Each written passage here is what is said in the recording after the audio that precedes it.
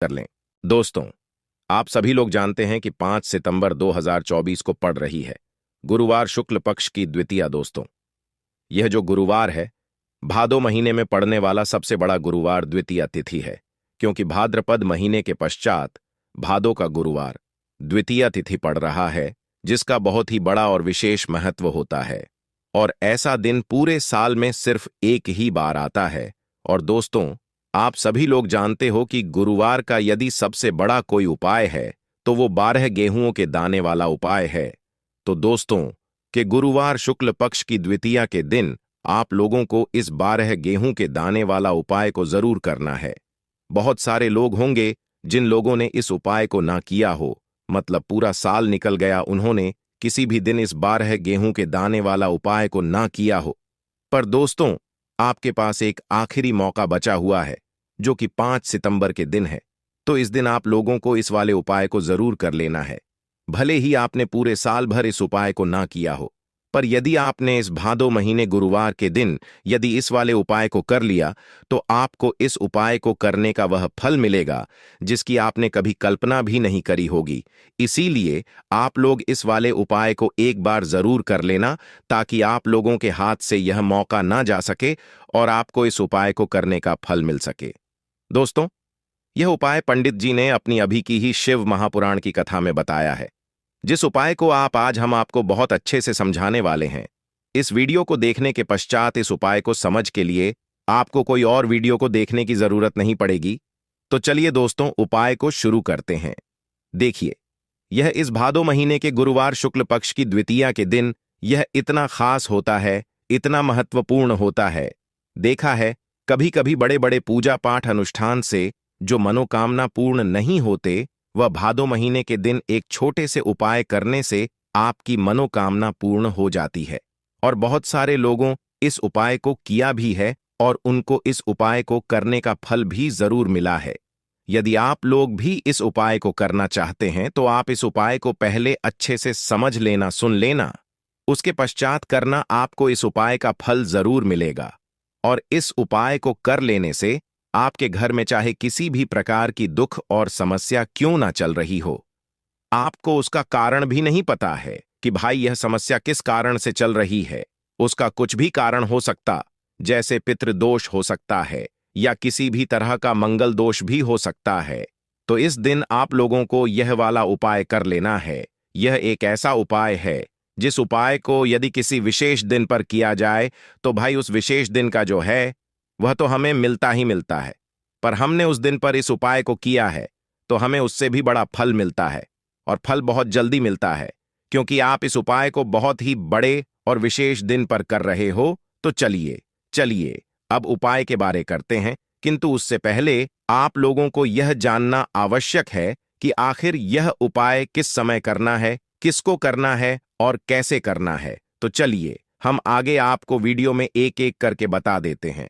तो दोस्तों, इस 12 गेहूं के दाने वाला उपाय को हमें इस गुरुवार के दिन कैसे करना है, किसको करना है, किस समय करना है और कहां पर करना है, ये सारे सवालों के जवाब आपको इस वीडियो में मिल जाएंगे। और जो ये वीडियो उसको 12 गेहूं के दाने वाला उपाय जरूर करना चाहिए, क्योंकि इस दिन गेहूं का भी बहुत ही बड़ा और विशेष महत्व होता है। और जब बात आ जाए हो जाती है और यह एक बहुत ही बड़ा उपाय हो जाता है इस गुरुवार का। तो अब दोस्तों, इस 12 गेहूं के दाने वाला उपाय को आखिर करना किसको है, सबसे पहले हम लोग वह बात जान लेते हैं। तो देखो, घर की जो बड़ी माताएं बहनें होती हैं, उन माताओं बहनों में से कोई भी एक बड़ी माता इस वाले उपाय को कर सकती है। और दोस्तों, यदि आप चाहे तो अपने घर में से सभी सदस्यों को भी इस उपाय को करवा सकते हैं। यदि किसी व्यक्ति की खुद की कोई मनोकामना है, खुद की कोई दुख और परेशानी है जो कि वह अपने लिए ही करना चाहता है, इस वाले उपाय को तो वह खुद अपने लिए भी कर सकता है।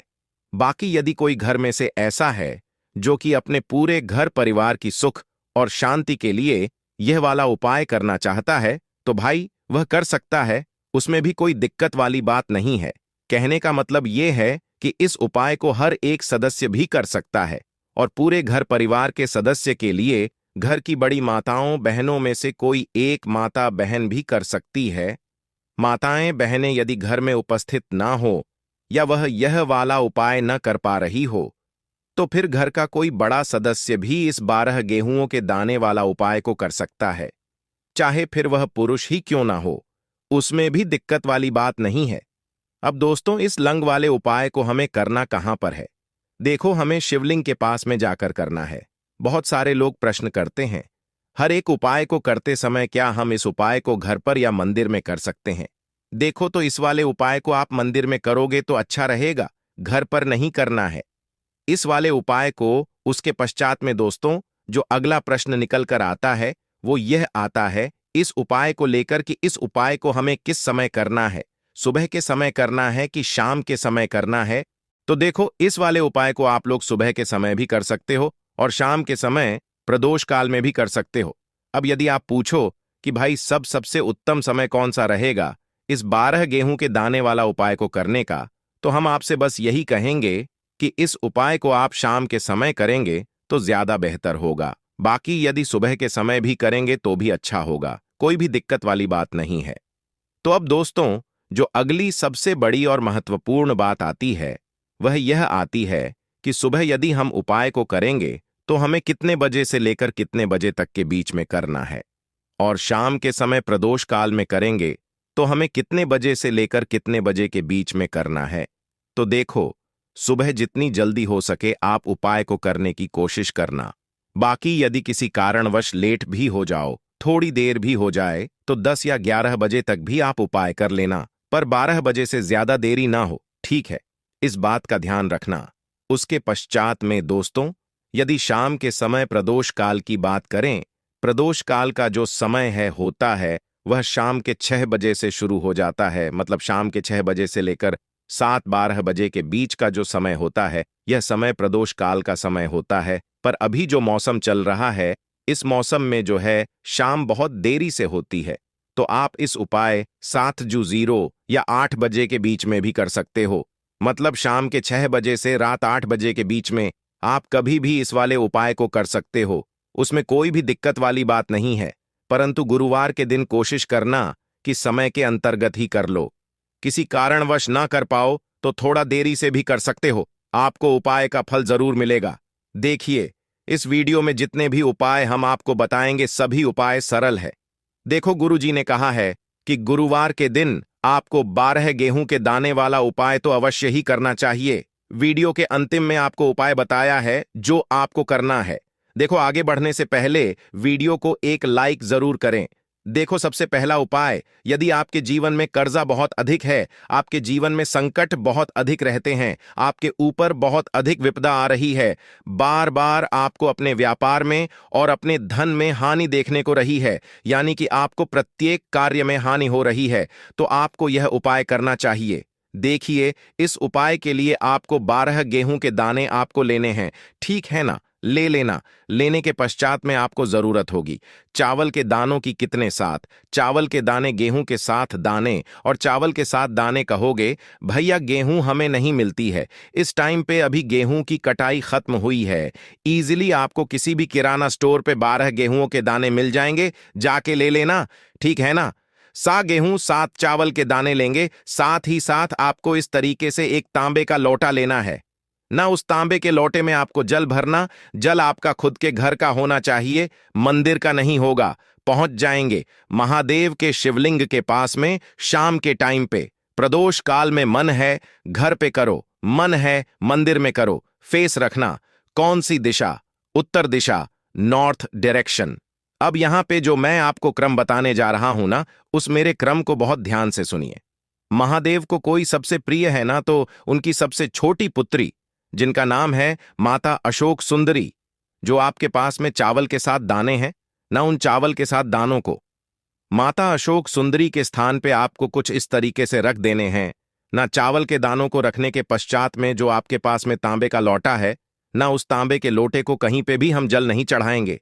सिर्फ और सिर्फ माता का जो हस्तकमल आपको दिख रहा है यहीं पे गोल गोल आपको समर्पित करना है उसी जल को, और कहीं नहीं। ना तो माता अशोक सुंदरी के स्थान पे ना तो शिवलिंग के ऊपर, सिर्फ आपको यहां पे गोल गोल जलाधारी पे आपको उस जल को समर्पित करना है ना। अब आपके पास में बचे हुए हैं 7 गेहूं के दाने।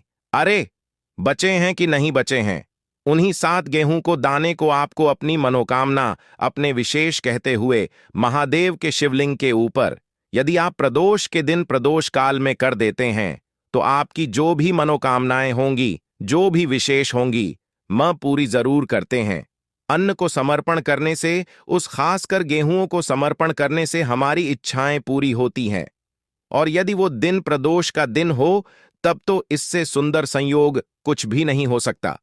आपकी इच्छाओं को पूरा करने के लिए बहुत स्पेशल, बहुत प्यारा सा उपाय आप सभी को जरूर करना है। ध्यान ना रखिएगा, ये उपाय प्रदोष काल में करना है, सुबह के टाइम नहीं कर सकते। ठीक, चलो तो पहले उपाय की तो हमने यहां पे बात कर ली है। देखिए, इस उपाय के लिए आपको मात्र एक लौंग का जोड़ा लेना है, यानी कि 2 फूल वाली लौंग लेनी है। साथ में आपको मात्र थोड़ा सा शहद लेना होगा और इसी के साथ में आपको तांबे के पात्र के अंदर शुद्ध जल लेना होगा। अब देखिए, इन सभी सामग्रियों को लेकर के आपको भगवान शिव के मंदिर में पहुंच जाना है। देखिए, ये उपाय आप सुबह से लेकर शाम तक कर सकते हैं। तो वह सबसे पहले तो आपके पास जो 2 फूल वाली लौंग है, उन्हें आपको शहद के अंदर अच्छे से डुबो है, यानी कि दोनों आपको अच्छे से शहद का लेपन कर देना है। अब आपको जो आपके पास एक लोटा जल है, सबसे पहले तो उसे शिवलिंग पर धीरे धीरे समर्पित करना है और श्री शिवाय नमस्तु भयंकर इसका जाप करते हुए समर्पित कर देना है। अब आपके पास जो 2 फूल वाली लौंग है, शहद से उसे आपको शिवलिंग पर अर्पित करना है और आपको प्रार्थना करनी है कि जीवन में जो रोग की स्थिति है वह समाप्त हो, जीवन के जो संकट और समस्याएं हैं वह सभी समाप्त हो, जीवन जो कर्ज की समस्या है वह समाप्त हो। इस प्रकार से प्रार्थना करते हुए यह जो 2 फूल वाली लौंग ही शहद संयुक्त, इससे आपको शिवलिंग पर अर्पित कर देनी है। आपकी जो भी समस्या होगी इस गुरुवार के दिन अवश्य ही समाप्त हो जाएगी। तो इस प्रकार से आपको पहला उपाय करना है। अब हम बात कर लेते हैं दूसरे उपाय के बारे में। देखिए, यह उपाय आपके लिए सर्वश्रेष्ठ होने वाला है। देखिए, इस उपाय के लिए आपको मात्र 5 हरे मूंग के दाने आपको साबुत लेने हैं, खंडित नहीं होने चाहिए, इस बात का ध्यान रखें। और इसी के साथ में आपको एक तांबे के पात्र के अंदर अपने घर से शुद्ध जल ले लेना है। अब दोस्तों, इन सभी सामग्रियों को लेकर के आपको सीधे पहुंच जाना है भगवान शिव के मंदिर में। देखिए, इस उपाय को भी आप सुबह भी कर सकते हैं और शाम के समय में भी कर सकते हैं। देखिए, भगवान शिव के मंदिर में पहुंचने के पश्चात आपके पास जो 5 हरे हैं, उनमें से पहला जो हरा मूंग है, आपको शिवलिंग के सामने जो नंदी महाराज होते हैं और उनका जो पैर उठा हुआ होता है, वहां पर आपको पहला हरा मूंग समर्पित कर देना है और आपको इसका जाप कर लेना है। फिर आपको दूसरा हरा मूंग लेना है और शिवलिंग पर जो श्री गणेश जी वाला स्थान होता है, वहां पर आपको यह दूसरा हरा मूंग समर्पित कर देना है, यानी कि शिवलिंग के सीधे तरफ आपको यह दूसरा हरा मूंग समर्पित करना है और आपको ओम नमः शिवाय या फिर श्री गणेशाय नमेश का जाप कर लेना है। तीसरा हरा मूंग का दान आपको भगवान शिव की सबसे प्रिय पुत्री माता अशोक सुंदरी वाले स्थान पर समर्पित करना होगा। शिव की जो जलाधारी होती है, जहां से जल बह करके आता है, उसी जलाधारी के बीच में जो कहीं कहीं उठी हुई लाइन होती है सांप की आकृति के रूप में, वहीं पर आपको तीसरा हरा मूंग समर्पित करना है और फिर आपको ओम नमः इसका जाप कर लेना है। अब दोस्तों, चौथा जो हरा मूंग है, उसे आपको भगवान कार्तिकेय जी का जो स्थान होता है शिवलिंग पर, वहां पर आपको यह चौथा हरा मूंग का दाना समर्पित कर देना है और आपको इसका जाप कर लेना है।